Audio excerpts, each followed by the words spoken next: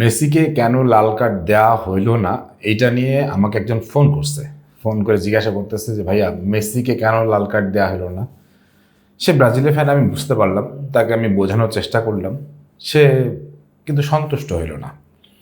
মানে সন্তুষ্ট হইল না, ব্রাজিলের ফ্যান, মেসিকে লাল কার্ড দেওয়া হয় না, সন্তুষ্ট না হওয়ার অনেক কারণ আছে। কিন্তু আমি আপনাদেরকে মনে করে দিতে চাই, এরকম ঘটনা শুধু একটা না, বহু ঘটনা আছে, অনেকগুলো উদাহরণ আছে, উদাহরণগুলোও দিব। তার আগে আমি আপনাদের যে জিনিসটা বলে নিতে চাই সেটা হচ্ছে যে মেসি, রোনালদো, নেইমার, তারপর হচ্ছে জিনেদিন জিদান, এই টাইপের খেলোয়াড়রা একদিনে জন্ম নেয় না। এদের জন্ম হতে, এদের স্টারডাম আসতে, এদের বিশ্বব্যাপী পরিচিতি আসতে অনেকটা সময় লাগে। এই সময়ের মধ্যে এরা নিজেদেরকে সেই স্টার বয়, সেই স্টার প্লে, মানে এই জিনিসগুলো প্রমাণ করে। হ্যাঁ, মানে ব্যাপারটা হচ্ছে এরকম, মেসি যদি শুরু থেকেই খুব ফাউল প্রবণ বা আগ্রাসী প্রবণ বা বাজে আচরণ মাঠের বাইরে মাঠের ভেতরে, তাহলে কিন্তু মেসি আজকে এই জায়গায় আসতে পারতেন না, নেইমারও পারতেন না, রোনালদো পারতেন না, এবং জিনেদিন জিদানও পারতেন না। তারা সবাই কিন্তু ডাউন টু আর্থ। কিন্তু মাঠের ব্যাপারটা ভিন্ন। এই ক্ষেত্রে ফিফার নিয়ম কি বলে? ফিফার নিয়ম বলে যে ফাউলটা হয়েছে এটা হচ্ছে ভায়োলেন্ট কন্ডাক্ট, মানে একদম হিংস্র এবং হচ্ছে অমানবিক একটা ফাউল। মানে এই ফাউলের জন্য ডেফিনেটলি কোনো না কোনো খেলোয়াড় হইলে ডেফিনেটলি লাল কার্ড পাওয়া উচিত। কিন্তু প্রশ্নটা হচ্ছে যে ওই মোমেন্টে মেসি লাল কার্ড কেন পাইল না? দেখেন, মেসি লাল কার্ড না পাওয়ার পিছনে কয়েকটা কারণ আছে, আমি কারণগুলো একটু ছোট করে ব্যাখ্যা করি। প্রথম কারণটা হচ্ছে যে মেসি যখন বলটা ট্যাকেল করে, মেসি কিন্তু on the way of his line, মানে সে তার লাইন দিয়ে যাচ্ছে। মেসি যদি এমন হইতো পাশ থেকে এসে ট্যাকেল করছে, বা এই পাশ থেকে এসে ট্যাকেল করছে, বা পেছন থেকে ট্যাকেল করে তাকে ফেলে দেওয়ার চেষ্টা করছে, আটকানোর চেষ্টা করছে, তাহলে সেই জিনিসটা হইতো। মেসি যখনই তাকে ট্যাকেল করছে, ট্যাকেল করে তার অন দ্য লাইন যাচ্ছে, কিন্তু অন দ্য লাইনে যেতে গিয়ে ওই খেলোয়াড় দুর্ঘটনাক্রমে হোক বা মানে যে কোনো কারণে হোক একটু যখন স্লো হয়ে যায়, তখন তার মেসির পাটা তার পায়ের উপর উঠে যায়।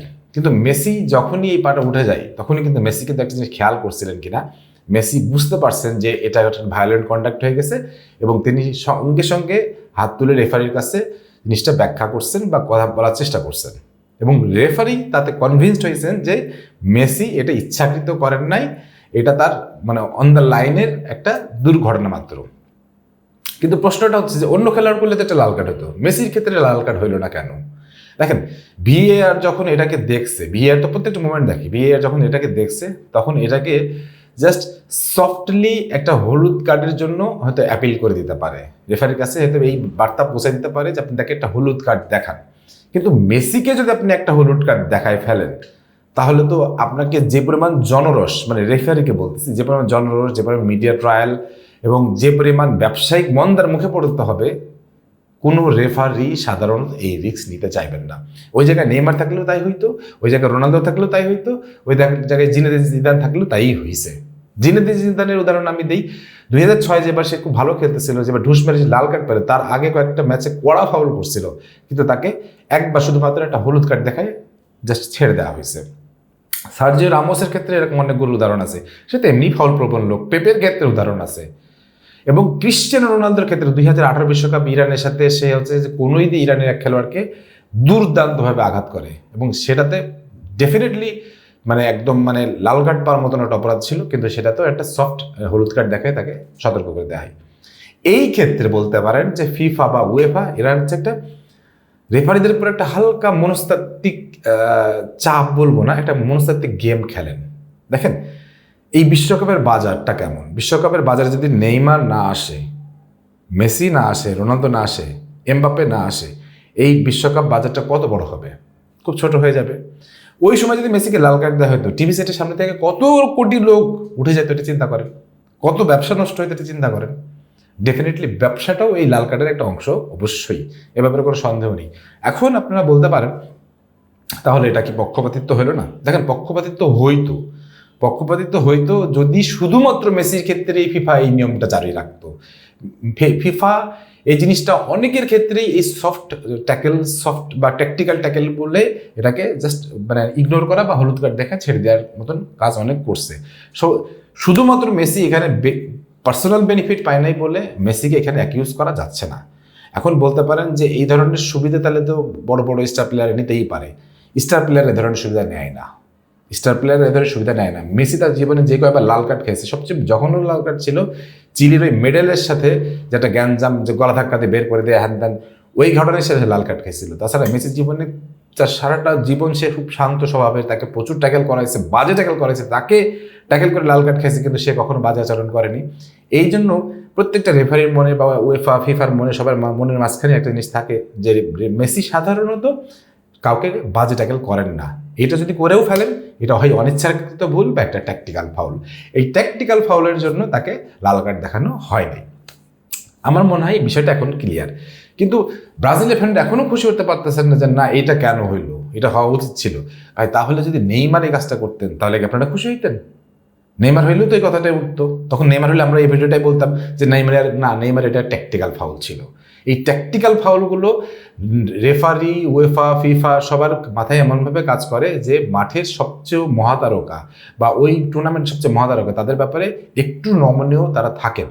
এটা ব্যবসায়িক প্রসারের জন্য, এটা তাদের মিডিয়া ট্রায়াল থেকে বাঁচার জন্য, জনরোষ থেকে বাঁচার জন্য, ব্যবসায়িক অনেক ব্যাপার স্যাপার থাকে সেগুলো থেকে বাঁচার জন্য তারা একটু সফট থাকেন। হ্যাঁ, ডেফিনেটলি এমন যদি হইতো, সেটা হচ্ছে যে খুবই জঘন্যতম একটা অপরাধ। এমন হতে পারে যে সে হচ্ছে একজনকে ঘুষি মেরে বসছে, যেমন জিনেদিনের ঘুষ মেরে বসছিল, তাকে লাল কার্ড দেখানো হয় নাই? দেখানো হয়েছে। কিন্তু মেসি যদি ওই কাজটাই করতেন তাহলে তাকে লাল কার্ড দেখানো হইতো। কিন্তু মেসিটা ছিল হচ্ছে মানে অনিচ্ছাকৃত এবং হচ্ছে যে একটা ট্যাকটিক্যাল ফাউল। এই ট্যাকটিক্যাল ফাউলের জন্য মেসি বেঁচে গেছে। বাট এখানে কথাটা হচ্ছে যে আমরা আসলে এই ঘটনা থেকে কি বোঝার বা কি শিক্ষা নেওয়ার চেষ্টা করছি। আমরা এই ঘটনা থেকে যেটা বুঝতে চাই বা যেটা শিক্ষা নিতে চাই সেটা হচ্ছে যে আপনি মেসি একদিনে হননি, আপনি নেইমার একদিনে হননি, আপনি রোনালদো একদিনে হননি, আপনি এমবাপ্পেও একদিনে হচ্ছেন না। এই যে আপনি লিগেসি ক্যারি করতেছেন, এই লিগেসিতে আপনার ভিতরে মানে খুব জঘন্যতম আচরণগুলো খুবই কম পাওয়া গেছে, যার জন্য মানুষ আপনাকে ফলো করে। এই ফলো করার জন্য সবসময় প্রত্যেকটা প্রতিষ্ঠান তাদের উপরে একটু নমনীয় থাকবে এবং সারা জীবন এই জিনিসটাই চলবে। স্টার প্লেয়ারদের ক্ষেত্রে এটাই হবে। তো ওই জায়গায় যদি নর্মালি একটা কোনো ডিফেন্ডার হইতেন, ডেফিনেটলি সে লাল কার্ড পাইতেন। কিন্তু অ্যাটাকার প্লেয়াররা সাধারণত লাল কার্ড পান না। কারণ কি?